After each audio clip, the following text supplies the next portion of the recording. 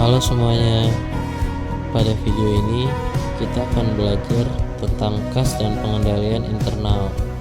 Materi ini penting karena akan membantu kita memahami bagaimana perusahaan mengelola uang dan menjaga agar setiap transaksi tetap aman dan akurat. Mari kita lanjut ke pembahasannya. Oke, pada materi pertama kita akan membahas konsep utama kas. Konsep utama kas dalam akuntansi adalah aset yang paling liquid, yang meliputi uang tunai, saldo bank, dan setara kas yang mudah dicairkan. Digunakan untuk transaksi bisnis sehari-hari dan merupakan dasar pengukuran keuangan perusahaan. Kas dikelola dengan dua metode utama, basis kas atau kas basis, di mana transaksi dicatat uang diterima atau dibayarkan, dan basis akrual atau akrual basis yang mencatat pendapatan dan beban pada saat terjadi terlepas dari kapan uang berpindah tangan. Lalu konsep-konsep utama kas yang pertama yaitu aset paling liquid. Kas adalah aset yang paling mudah dicairkan dan digunakan untuk memenuhi kewajiban perusahaan. Lalu ada alat pembayaran. Kas berfungsi sebagai alat untuk melakukan pembayaran dan pelunasan utang yang terdiri dari kas tunai, uang kertas, logam, dan yang ada di perusahaan. Lalu kas di bank, saldo simpanan di bank seperti rekening giro yang dapat digunakan untuk pembayaran dalam jumlah besar dengan cek. Lalu jenis kas yaitu ada dua. Yang pertama, kas kecil atau petty cash, kas tunai dalam jumlah yang relatif kecil untuk pengeluaran yang tidak ekonomis jika dibayarkan dengan cek, seperti ongkos kirim atau biaya kantor kecil.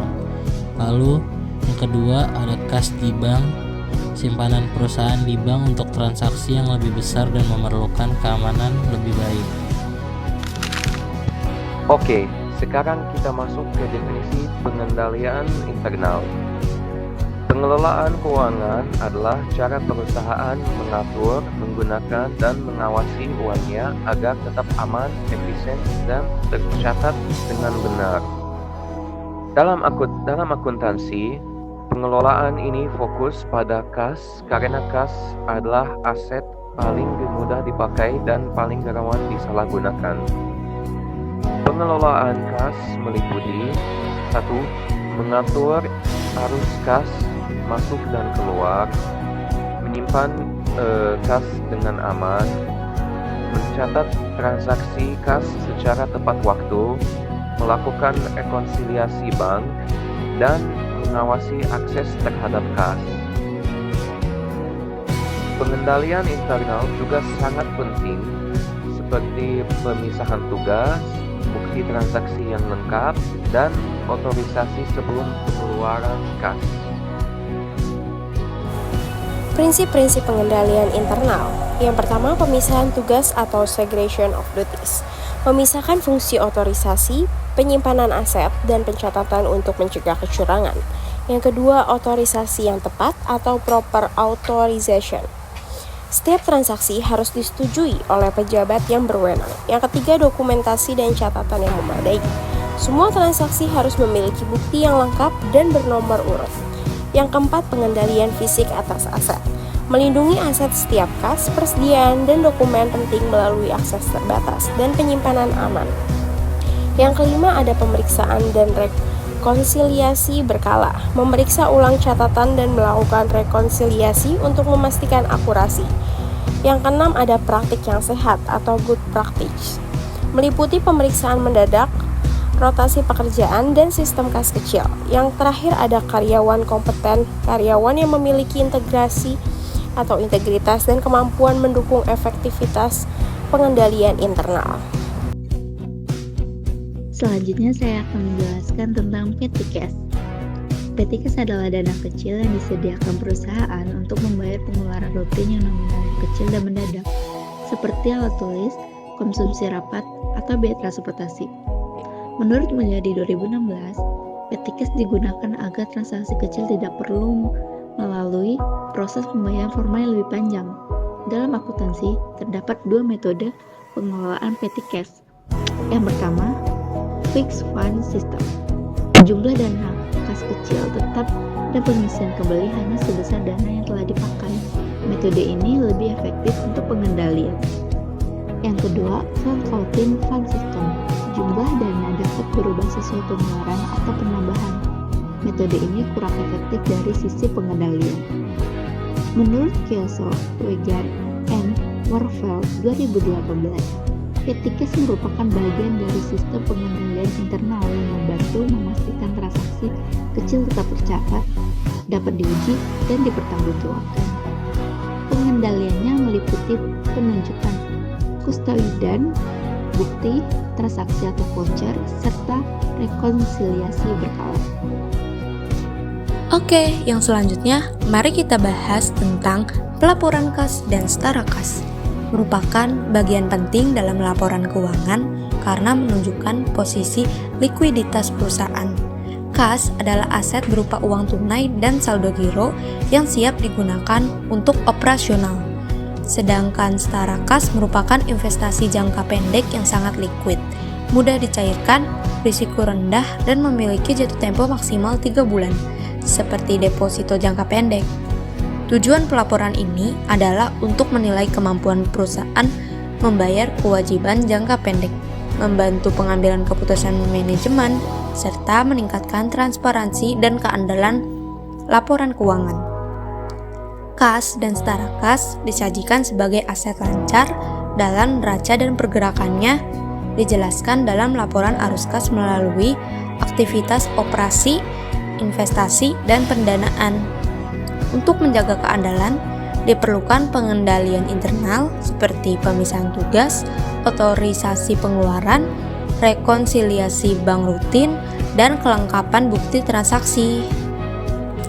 Oke, mari kita bahas tentang etika pengelolaan keuangan.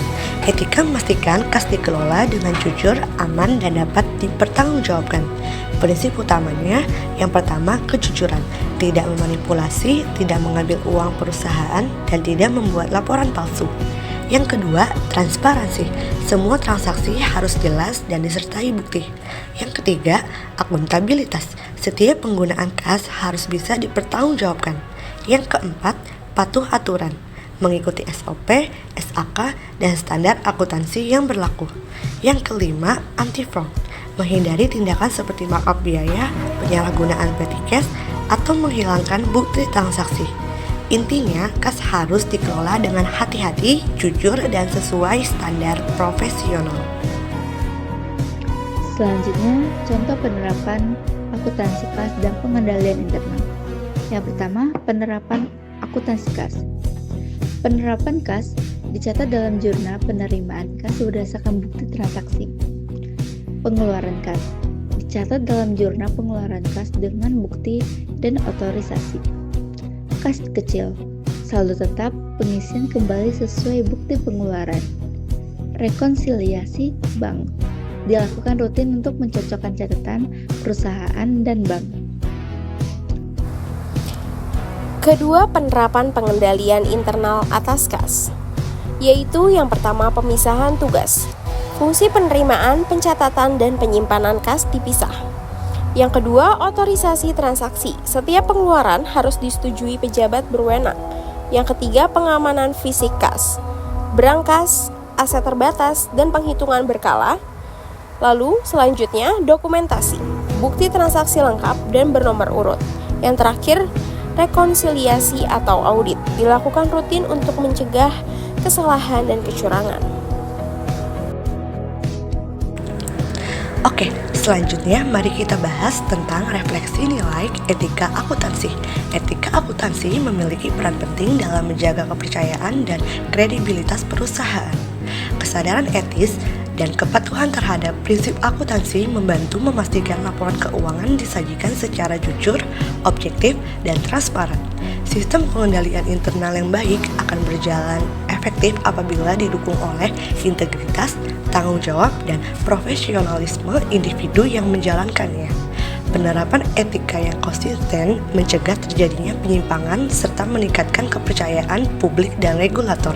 Sebagai calon angkutan, saya menyadari bahwa menjunjung tinggi etika bukan hanya kewajiban profesional, tetapi juga cerminan sikap moral untuk menciptakan pengelolaan keuangan yang akuntabel dan terpercaya. Pengendalian internal tidak hanya berfokus pada sistem dan prosedur, tetapi juga memastikan bahwa setiap aset termasuk kas dikelola dengan aman melalui pengendalian fisik dan pemisah tanggung jawab yang jelas. Pengendalian fisik berperan penting dalam menjaga kas agar tidak mudah diakses oleh pihak yang tidak berkepentingan. Melalui pengendalian fisik yang tepat serta adanya pihak independen dalam proses pencatatan maupun pemeriksaan, organisasi dapat meminimalkan risiko kecurangan dan meningkatkan keandalan informasi keuangan. Independensi internal memastikan bahwa orang yang menyimpan kas tidak sekaligus mencatat dan memeriksa transaksi, sehingga kesalahan atau penyalahgunaan dapat terdeteksi. Peran pengendalian fisik dan independensi internal ini sangat penting karena keduanya bekerja saling melengkapi dalam menjaga kas agar tetap aman dan memastikan setiap transaksi dapat dipertanggungjawabkan. Selain melindungi kas dari akses yang tidak sah, pengendalian internal juga membantu menciptakan lingkungan kerja yang transparan di mana setiap aktivitas kas dapat diawasi dan diuji secara independen. Dengan adanya ruang penyimpanan yang aman, prosedur pengecekan berkala, serta pemisah tugas antara penyimpan dan pemeriksa, sistem pengendalian internal dapat berjalan lebih efektif dalam mencegah penyalahgunaan kas. Contoh pengendalian fisik yaitu pertama, menyimpan kas dalam berangkas atau laci yang terkunci. Lalu yang kedua, akses kartu, kunci khusus atau kode keamanan pada ruang penyimpanan kas. Yang ketiga, memasang CCTV di area kasir atau tempat penyimpanan uang. Yang keempat, membatasi orang yang boleh masuk ke ruang penyimpanan kas. Lalu yang kelima, menggunakan mesin hitung uang agar meminimalkan selisih kas. Lalu selanjutnya ada contoh pengendalian internal atau independensi. Yang pertama yaitu pemisah tugas antara penyimpanan kas, pencatatan transaksi, dan pemeriksa atau auditor internal.